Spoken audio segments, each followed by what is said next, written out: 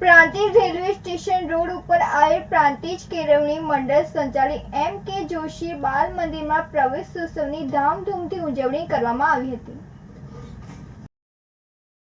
પ્રાંતિજ કેળવણી મંડળ સંચાલિત માતૃશ્રી મહાલક્ષ્મીબેન કાશીનાથ બાલ મંદિરના 115 બાળકોને પ્રવેશ આપી પ્રવેશોત્સવની ઉજવણી ઢોલ નગારા સાથે હર્ષોલ્લાસભેર કરવામાં આવી હતી. મહાલક્ષ્મીબેન કાશીનાથ બાલ મંદિરના આચાર્ય મંદાબેન જોશી તથા સ્ટાફ પરિવાર દ્વારા નાના ભૂલકાઓને પ્રાર્થના કરી ઢોલ નગારા સાથે નાના ભૂલકાઓ ઝૂમ્યા હતા.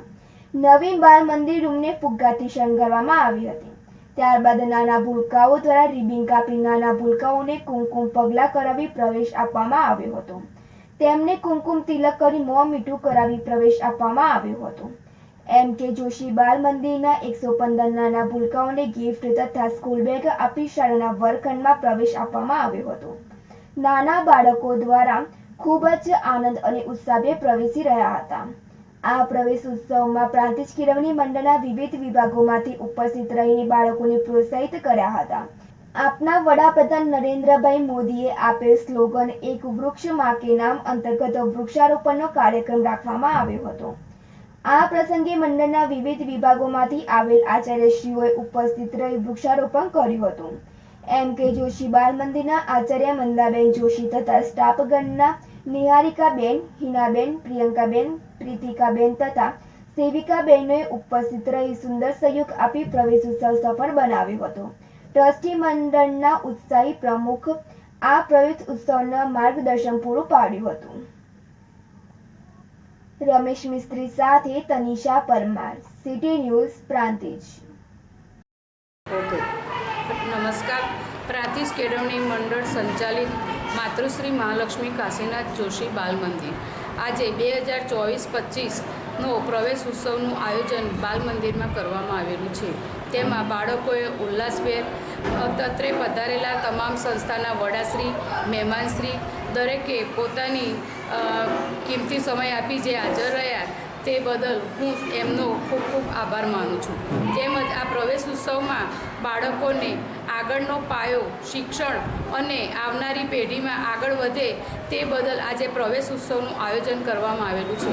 બાળકોને કુમકુમ પગલાં, તિલક, સ્વસ્તિક, ઓમ અને શ્રી લખાઈ તેમને બાળકનું લેખન કાર્ય કરવામાં આજે અમે પોતાનો ફાળો આજે બાળકોને શિક્ષણના અર્થે અમે ભાગ આપેલો છે.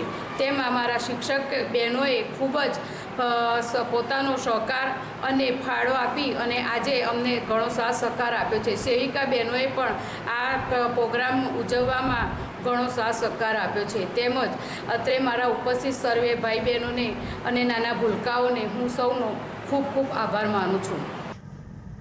વિજયનગરના ઈટાવળી ખાતે પ્રાકૃતિક ખેતી અંગે તાલીમ યોજાઈ હતી. સાબરકાંઠા જિલ્લામાં વિજયનગર તાલુકાના ઈટાવળી ખાતે પ્રાકૃતિક ખેતી અંગે તાલીમ યોજાઈ હતી. આધુનિક યુગમાં રાસાયણિક ખાતર અને જંતુનાશક દવાઓના વપરાશને કારણે માનવ જીવન પર જોખમી અસરો પડે છે, જેના નિવારણ માટે પ્રાકૃતિક ખેતી આવશ્યક છે. રાજ્યપાલ શ્રી આચાર્ય દેવવ્રતજી પ્રાકૃતિક ખેતીને જન અભિયાન તરીકે ઉપાડ્યું છે, જેના ભાગરૂપે પ્રાકૃતિક ખેતી અંગે ક્લસ્ટર બેઝ તાલીમો યોજાઈ રહી છે. આ તાલીમમાં પ્રાકૃતિક ખેતીના મહત્વના ખાતર એવા ઘનામૃત અને જીવામૃત વિશે ચર્ચા કરવામાં આવી હતી. તેમજ બીજામૃતનું મહત્વ અને ઉપયોગિતા વિશે વાત કરવામાં આવી હતી. માહિતી બ્યુરો સાથે તનિષા પરમાર, સિટી ન્યૂઝ, વિજયનગર.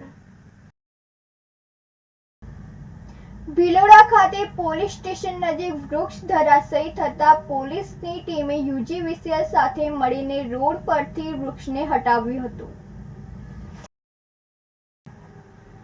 અરવલ્લી જિલ્લાના ભિલોડામાં પોલીસ સ્ટેશનની ટીમ દ્વારા રોડ ઉપર પડેલા વૃક્ષની ડાળીઓની રાહદારીઓને કોઈ નુકસાન ન પહોંચે તે માટે ત્વરિત પગલાં લઈને વૃક્ષની ડાળીઓને હટાવવામાં આવી હતી.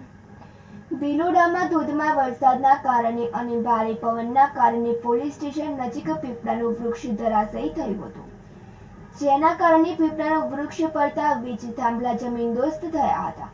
ત્યારે ભિલોડા પોલીસ સ્ટેશનના પોલીસ કર્મીઓની સરાહનીય કામગીરી જોવા મળી હતી.